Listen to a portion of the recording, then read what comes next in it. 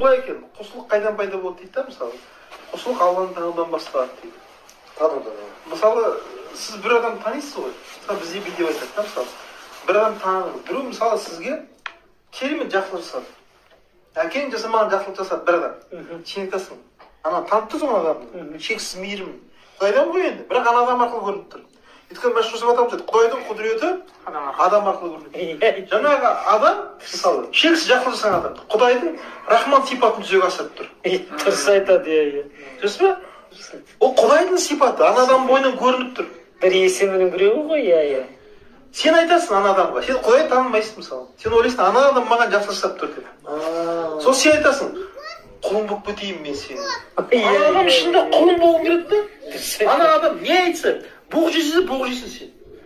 Неге? Өйткені сен оның ана адамды шексіз тандың, шексіз ризасың адамға. Мен сізге не істей алайын, құлың болып кетейін дейсің. Сөз бе? Құлшылық деген сол, сөз бе?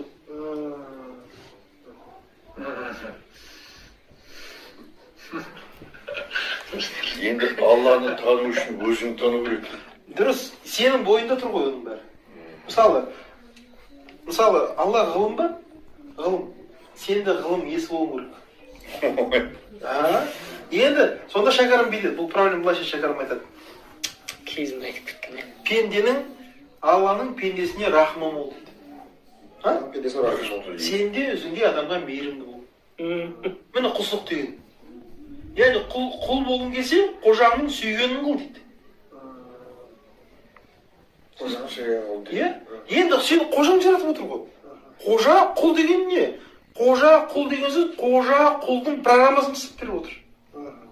Мысалы, кір машинасының қожасы соны ойлап тапқан адам.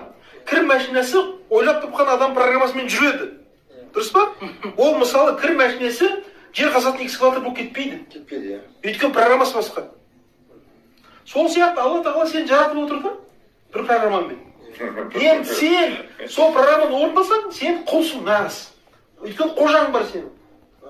Сонда шәкәрім айтады, Алланың пендеге мейірімі мол, рахымы мол, сен де өзіңде адамға мейірімді бол. Ол жаратты дейді.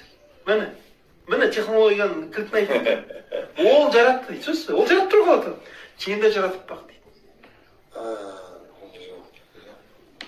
Барды бардан шығарсаң болады сол дейді. Айырмашылығы, Құдай Тағала жоқтан бар жасайды дейді. Сен бардан бар жаса деп отыр. Технологиясы деп отыр. Міне құлшылық дейді. Сонда айтады.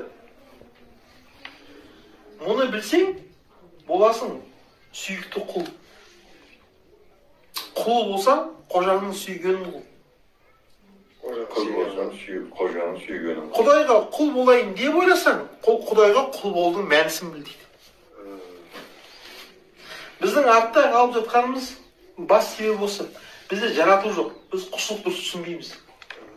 Ал Жалази Румейді терпение недостойного дейді. Очищает сердце дейді. Терпение недостойного очищает сердце. Қазақшасы қалай? Терпение недостойного. Мысалы, біреу сені боқтап жатыр ғой, мысалы. Сені боқтап жатыр, неше түрлі мысалы. Ол ана Хабибті мысалы боқтады ғой кім? Конор.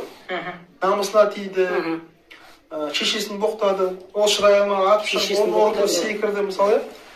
Ол мұсылмандық таныта алмай қалды. Ол руханияты жетпей қалды. Егер сен мысалы біреу боқтап жатса мысалы, сен шыда. Ақыңды бер деп тұр ғой. Шыда, сен шыда, ол боқтай берсін. Мысалы, ұстаздар айтады, біреу саған ит десе дейді, құйрығын сипа дейді. Құйрығың жоқ болса саған айтылмаған. Қалай? Құйрығы жоқ болса саған айтылмаған дейді. Ит десе? Біз ит десе, кім ит деп шыға келеміз ғой?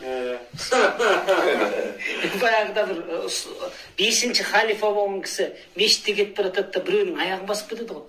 Сөйтсе анау адам айтады да, ана халифа екенін білмейді ғой. Сен жындысың ба деген кезде анау айтқанда, жоқ мен жынды емеспін деп кетіп қалды. Сонда ана сахаба айтады да, сізге не халифасы ба? Енді дұрыс қой. Ол сұрақ қойды, сен жындысың ба? Мен жынды емеспін дейді. Сонда біреу сізге ұрысып жатса мысалы, сіз оған шыдап берсеңіз, жүрегіңіз тазарады дейді. Достойный адам дейді да, адам болса. Терпение недостойного дейді. Очищает сердце. Жүрек. Недостойный деген лайықсыз саған. Қазақ айтады бұл, билейді қазақ. Терпение недостойного екен ба? Недостойный, саған лайықсыз сен.